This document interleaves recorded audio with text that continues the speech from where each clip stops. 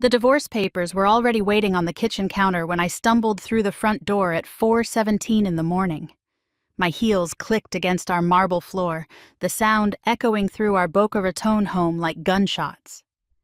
Derek sat at the dining table, still wearing his work clothes from yesterday, his laptop open with security footage paused on the screen. "Sit down, Natalie," he said without looking up. My heart hammered against my ribs. The taste of another man's cologne clung to the back of my throat. My dress, the black one Derek bought me for our anniversary, was inside out. I hadn't noticed until that exact moment. "Baby, let me explain." "Sit down." I pulled out the chair across from him, my hands shaking as I tried to smooth my tangled hair. The kitchen smelled like coffee. He'd been waiting for hours. 6 months ago, I would have told you Derek Winters was the best thing that ever happened to me. 34 years old, successful real estate developer, devoted husband who still brought me flowers every Friday. We'd been married 8 years, together for 10. He'd supported me through nursing school, celebrated when I got my job at Boca Raton Regional, and never once complained about my 12-hour shifts. But somewhere along the way, I'd convinced myself it wasn't enough. It started with the new attending physician in the emergency department, Dr. Ryan Caldwell, 39, divorced, with salt and pepper hair, and hands that were steady during trauma codes. He noticed me in ways Derek had stopped noticing, complimented my work, asked my opinion on treatment plans, touched my shoulder when he passed by the nurses' station. "He makes me feel alive again," I'd told my sister Jenna over drinks at the town center mall. "Derek's sweet, but the spark is gone.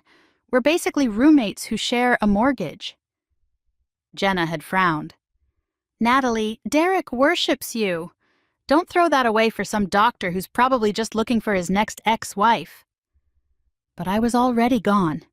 The thrill of sneaking texts during shift changes, the rush of almost getting caught, the way Ryan looked at me like I was 25 again instead of 32 with crow's feet starting to show. It was intoxicating. The first time we kissed was in Supply Closet B during a night shift. The first time we slept together was at his condo in Delray Beach while Derek thought I was at a mandatory training seminar. By the time I realized I was in over my head, I'd already convinced myself that what Derek didn't know wouldn't hurt him. Tonight was supposed to be different. Ryan had invited me to Sapphire, that upscale club in downtown Boca where the Real Housewives filmed once. Said he wanted to take me somewhere special, show me off. I told Derek I was covering for Melissa, who had a sick kid. He'd kissed me goodbye and said he'd wait up. He'd waited up all right. "The security system sends alerts to my phone," Derek said, finally looking at me. His eyes were red-rimmed but dry. "Every time someone enters or exits the house. Imagine my surprise when you left at 10:30 in that dress after telling me you were heading to the hospital in scrubs." My stomach turned to lead. "Derek, I'm not done." He turned the laptop toward me. "I also have a doorbell camera, and neighbors with doorbell cameras, and a best friend who happens to be at Sapphire tonight for his brother's birthday." "Derek, my friend picked me up. Melissa Dash quote. Was your friend Dr. Ryan Caldwell?" he asked. "In his white Mercedes?" My blood went cold. He clicked the mouse. The footage showed me getting into Ryan's white Mercedes, then another angle of us kissing in the valet line, then a photo his friend had taken of us grinding on the dance floor, my wedding ring catching the strobe lights as my hands tangled in Ryan's hair. 3 hours, Derek said. "You were there for 3 hours. Dancing, drinking, making out with another man while wearing the dress I bought you. While I sat here, worried you were dealing with some trauma patient, texting to see if you'd eaten dinner." The worst part was the calmness in his voice. No yelling, no throwing things, just quiet devastation. "How long?" he asked. "It doesn't matter." "How long?" 4 months, I whispered. He nodded slowly like he'd expected it. "The conference in Orlando?" I couldn't answer, but my silence said everything. "The weekend you said you were at your mother's?" Another damning silence. "The night of my company party when you had that Emergency surgery? Stop, I pleaded. Please, just stop. You know what the funny thing is? Derek laughed, but there was no humor in it. I knew something was off. You started wearing matching underwear sets to work, bought new perfume, spent an hour getting ready for 12-hour shifts. But I thought maybe you were just trying to feel good about yourself. I actually went to Kay Jewelers last week to buy you something nice because I thought you might be feeling insecure about getting older. He pulled a small velvet box from his pocket and set it on the table. Inside was a pair of diamond earrings that must have cost $5,000. Happy early birthday, he said flatly. The tears came then, hot and shameful. Derek, please, it was a mistake. I'll end it right now. We can go to counseling. I've already called Tom Ferraro. He slid the divorce papers across the table. He's the best divorce attorney in Palm Beach County. I've also transferred half our savings into your account, which is more than you deserve, but what you're legally entitled to. You have 1 hour to pack your things. 1 hour? Derek, this is my home. No, he said, standing up. This was your home. Now it's just the place where you destroyed our marriage for a man who won't even return your texts tomorrow. That's not true. Ryan Caldwell. Derek pulled out his phone. The same Ryan Caldwell who's been engaged to Dr. Patricia Wong from cardiology for the past 2 months? The same one who has a pattern of sleeping with nurses and then discarding them when his fiancés find out. The room spun. What? I hired a private investigator 3 weeks ago. You're not his first affair, Natalie. You're not even his only current affair. But you are the only one stupid enough to think he'd leave his fiancée for you? I grabbed my phone, hands shaking as I scrolled through Ryan's Instagram. There she was. Patricia Wong, gorgeous cardiologist with her 4-carat engagement ring, posted just last week. The caption read, "Can't wait to marry my best friend." No, I breathed. He said he was single. He said his ex-wife was crazy. That's why he didn't talk about her. His ex-wife got a restraining order against him for harassment after she caught him with her Pilates instructor, Derek said. It's public record. Everything clicked into place. Why Ryan never invited me to his place. Why we only went to hotels or my car. Why he was always free during the day but never on weekends. Why he paid for everything in cash. I'm such an idiot, I sobbed. Yes, Derek agreed. You are. Please, I begged. I'll do anything. I'll quit my job. I'll never see him again. You think this is just about him? Derek's calm finally cracked. You think this is just about the sex? Natalie, you lied to my face every single day for 4 months. You gaslit me every day for 4 months. You let me plan our anniversary trip to Greece while you were planning your next hookup. You kissed me goodbye this morning knowing you were going to betray me tonight. I love you, I tried desperately. No, he said. You don't. You love what I do for you. You love the security, the house, the lifestyle. But you don't love me. If you did, you wouldn't have thrown me away for a few months of excitement with a serial cheater. He was right. God help me, he was right about everything. Where am I supposed to go? That's not my problem anymore. He headed for the stairs. 1 hour, Natalie. After that, I'm changing the locks. I sat at that table for 20 minutes, calling Ryan over and over, straight to voicemail. I texted him that Derek knew, that I needed him, that he had to call me back. The messages stayed on delivered, never switching to read. Finally, I called my sister. Do you know what time it is? Jenna mumbled. Derek's divorcing me, I sobbed. I need somewhere to stay. What? Why? I've been having an affair. Silence, then. With that doctor? Natalie, I warned you. I know. I know you warned me. I know I'm stupid. I know I ruined everything. But I need help, please. She sighed. You can stay in my guest room. But only temporarily, and you're going to get yourself together. I'm not enabling this mess. I spent the next 40 minutes throwing clothes into suitcases, my designer dresses mixed with hospital scrubs, my life in chaotic piles. Derek stayed in his office, door locked. I could hear him on the phone with his lawyer, with the bank, with his brother in California. As I dragged my bags downstairs, I tried one more time. "Derek, can we at least talk about—" "Your hour's up." He held out his hand. "Keys." I pulled them from my purse, the weight of them suddenly enormous. House key, car key for the BMW he'd bought me last year, mailbox key, gate key. Our whole life together on a silver Tiffany keychain he'd given me our first Christmas. "I kept your Honda," he said. "It's in the garage." "The title's in your name." "My old Civic from nursing school. The one with 200,000 miles and a broken air conditioner." I'd begged him to let me trade it in, but he'd insisted on keeping it as a backup car. "Derek." "Goodbye, Natalie." The door closed with a decisive click. The deadbolt turned. The porch light went off. I stood on the doorstep of what used to be my home, mascara running down my face, hair matted with sweat from the club, designer dress inside out. 3 hours ago, I'd been grinding against Ryan on the dance floor, feeling young and desired and free. Now I was 32 years old with 2 suitcases and a broken Honda, about to move into my sister's guest room like a college student who'd flunked out. I checked my phone one more time. Ryan had finally read my messages and blocked me. The drive to Jenna's apartment in Coral Springs took 40 minutes.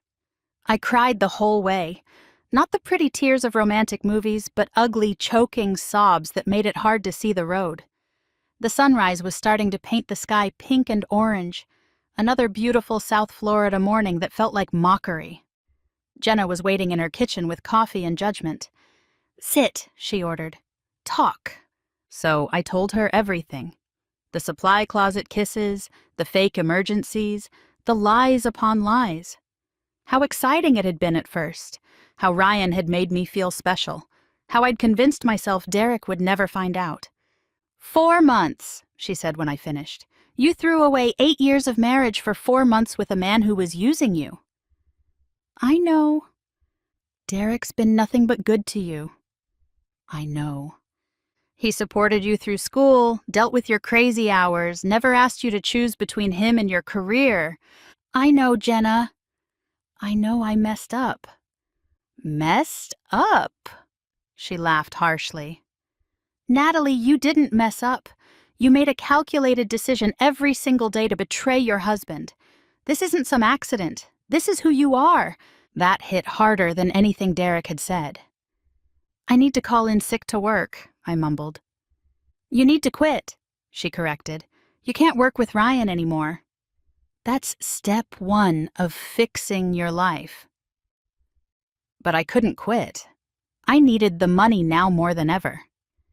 Derek had been generous with the savings split, but that wouldn't last long. Rent, car insurance, health insurance, all the things he'd taken care of would now be my responsibility. I went to work that night because I had no choice. Ryan was there, of course, charming the new nursing graduates and flirting with the radiology tech. When he saw me, his face went cold. We need to talk, I said quietly. No, he replied, not even looking up from his charts. We don't. You told me you were divorced. You said, lower your voice. He glanced around the nurses' station. What happened between us was fun, but it's over. I thought you understood what this was. What this was? I stared at him. Ryan, I left my husband for you. I never asked you to do that. He shrugged. He didn't even look at me. He looked past me, at the new nursing graduate. Can you grab me Mrs. Petrov's chart, sweetheart? He gave the new girl a smile, the same one he used to give me. Then he finally looked back at me, his eyes empty. That was your choice. You son of a... Natalie. Our nursing manager, Grace Chen, appeared beside us. Can I see you in my office? My blood ran cold. Grace's expression was professionally neutral, but her eyes said everything. In her office, she closed the door and gestured to a chair. I've had a complaint. From who? Dr. Caldwell is concerned about your professional boundaries. He says you've been making inappropriate advances despite his requests to maintain a collegial relationship. I laughed. Actually laughed. Are you serious? He's lying. We've been having an affair for months. Grace's expression didn't change. Do you have any proof of this relationship? Proof? I grabbed my phone, scrolling through texts, but they were all gone. Every message, every photo, every flirty exchange. He'd deleted them all from my phone somehow, or I'd been blocked so thoroughly they'd disappeared. He must have deleted them. I see. Grace folded her hands. Natalie, regardless of what may or may not have happened, Dr. Caldwell is a senior attending physician. His word carries weight. If you can't maintain professional boundaries, I'll have to transfer you to another department. This is insane. Ask anyone. They've seen us together. I have asked. Her voice was gentle but firm. No one seems to have noticed any inappropriate behavior. In fact, several staff members mentioned that Dr. Caldwell has been nothing but professional. Of course, we'd been so careful, so discreet. Meeting miles away from the hospital, never arriving together, barely speaking at work to avoid suspicion. I'd been so proud of our secrecy. Now it was burying me. I need this job, I said quietly. Please. Then you'll accept a transfer to the medical floor. Night shift. It's that or resignation. The medical floor, where the work was twice as hard for less prestige, where the old-timer nurses went to finish out their careers, where I'd never see Ryan again. Fine, I whispered. The next months were hell. Jenna's guest room was tiny, barely fitting a twin bed and my suitcases. Her boyfriend Kyle made it clear I was an unwelcome intrusion. The medical floor was exhausting. Endless medication passes, confused elderly patients, and none of the adrenaline rush I'd loved about emergency. Derek filed for divorce on grounds of adultery. Florida is a no-fault state, but infidelity still mattered for things like alimony. His lawyer had documentation of everything: credit card receipts from hotels, timestamps from security cameras, even a statement from the Sapphire valet who'd seen us together. I got nothing but what he'd already given me. The Honda, which broke down twice in the first month. Half the savings, which dwindled fast. My clothes and personal belongings. 8 years of marriage, dissolved in a courthouse meeting that took less than an hour. Is there anything else you'd like to say to my client? Derek's lawyer asked at the end. I looked at Derek, hoping for something. Anger, sadness, any emotion that showed he still cared. But he just looked tired, older. The stress had added gray to his temples and lines around his eyes. I'm sorry, I said. He nodded once and left without a word. Social media became my torture and my addiction. I'd unfriended Derek, but mutual acquaintances still posted photos. Derek at a barbecue, laughing with friends. Derek at the beach, playing volleyball. Derek at his company's holiday party with a beautiful woman from accounting who'd always had a crush on him. 6 months after that awful morning, his relationship status changed. In a relationship with Melissa Crawford. Melissa. Sweet, age-appropriate Melissa who'd never dream of cheating, who appreciated what she had, who made Derek smile in photos like he hadn't smiled in years. Ryan, meanwhile, married Patricia in a lavish ceremony at the Breakers. I saw the photos on the hospital's social media page. Congratulations to our wonderful Dr. Caldwell and Dr. Wong. He'd never looked happier. I worked my night shifts, went home to Jenna's guest room, and wondered how I'd been so stupid. How I'd thrown away a good man for a few months of feeling desired. How I'd convinced myself that excitement was more important than trust, that passion was worth more than partnership. You need to move on, Jenna said one morning over coffee. It's been 8 months.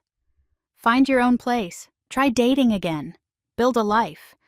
But how do you date when you're the cautionary tale? When every man who Googles you finds the social media posts about your very public humiliation, when you're 33 with baggage that weighs more than you do? I tried online dating. The men who matched with me fell into two categories: ones who wanted to sleep with a sure thing because cheaters always cheat, or ones who unmatched the moment they realized I was that Natalie Winters.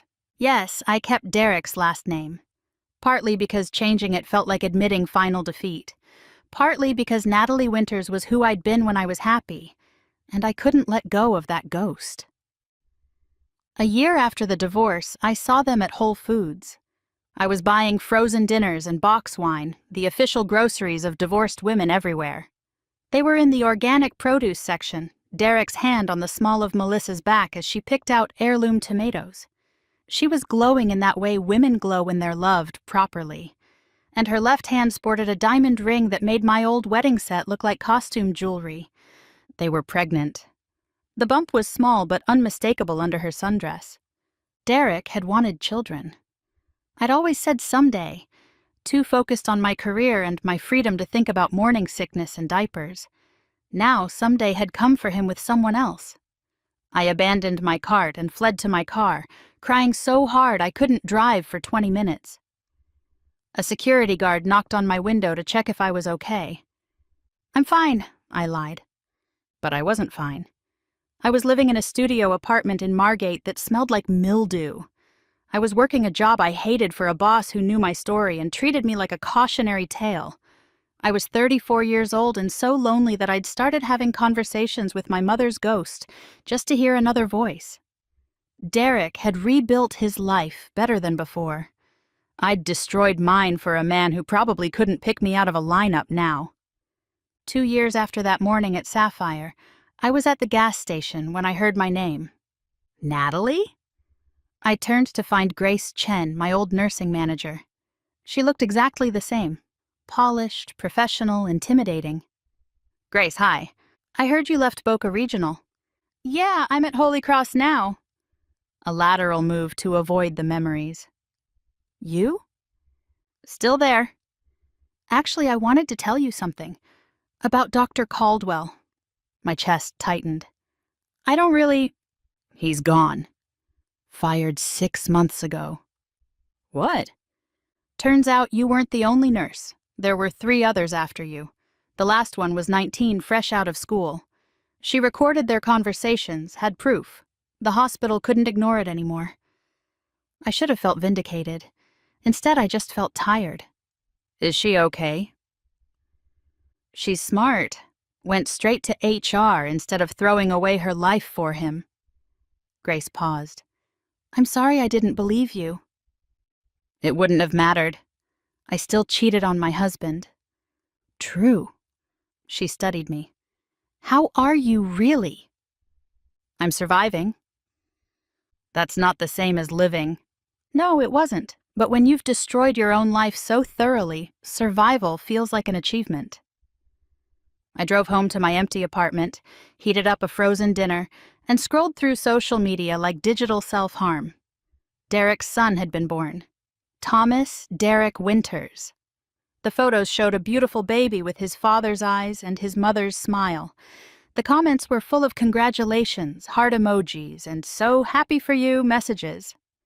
I closed the app and stared at my reflection in the black screen. 35 years old, divorced, living paycheck to paycheck. No friends except the other night shift nurses who didn't know my story. No family except Jenna, who still looked at me with disappointment. This wasn't supposed to be my story. I was supposed to be the success, the nurse who married well, lived in a beautiful home, had it all. Instead, I was the woman who threw it all away for a few nights at a club, a few stolen hours in hotel rooms, a few months of feeling special. The saddest part? I couldn't even blame Ryan anymore. Yes, he'd lied. Yes, he'd used me. But I'd walked into it with my eyes wide open, ignoring every warning sign because I wanted to feel young and desired more than I wanted to protect what I had. Derek was right.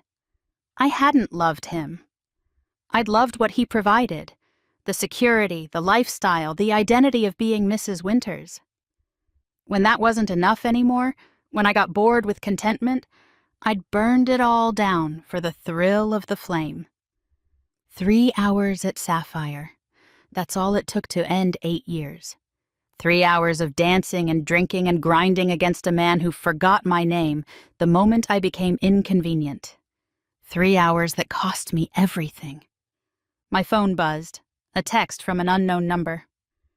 "Hey, this is Jake from Holy Cross, the respiratory therapist. I know this is random, but would you maybe want to grab coffee sometime?" Jake. Nice Jake, who didn't know my history, who smiled when he saw me and always helped with difficult patients, who was going through his own divorce and understood that some people carry damage that never quite heals. I stared at the message for a long time. This was what dating looked like now. Not the excitement of sneaking around with someone forbidden. Just a nice man asking for coffee. Normal, boring, safe. The old me would have ignored it, would have held out for something more thrilling, but the old me had destroyed everything she touched. "I'd like that," I typed back. My hand was shaking, not with excitement, but with fear. Fear that I would just mess this up too. Maybe boring wasn't so bad. Maybe safe was what I needed. Maybe after you've been the villain in your own story, you learn to appreciate small kindnesses from people who don't know your sins. Or maybe this was just another mistake waiting to happen. Another man to disappoint. Another life to ruin. Only time would tell. But as I sat in my studio apartment with its water-stained ceiling and creaking air conditioner, one thing was certain. I'd had my chance at happiness. I'd held it in my hands for 8 years and threw it away for 3 hours at a nightclub. Derek was living his best life with a woman who valued him, a son who'd never know how close he came to having a different mother, and a future that looked nothing like our past. And me? I was learning that some mistakes you don't come back from. Some betrayals leave scars that never fade. Some losses teach you the value of what you had only after it's gone forever. 3 hours at Sapphire changed everything. 3 hours that shattered a decade, and I had no one to blame but myself.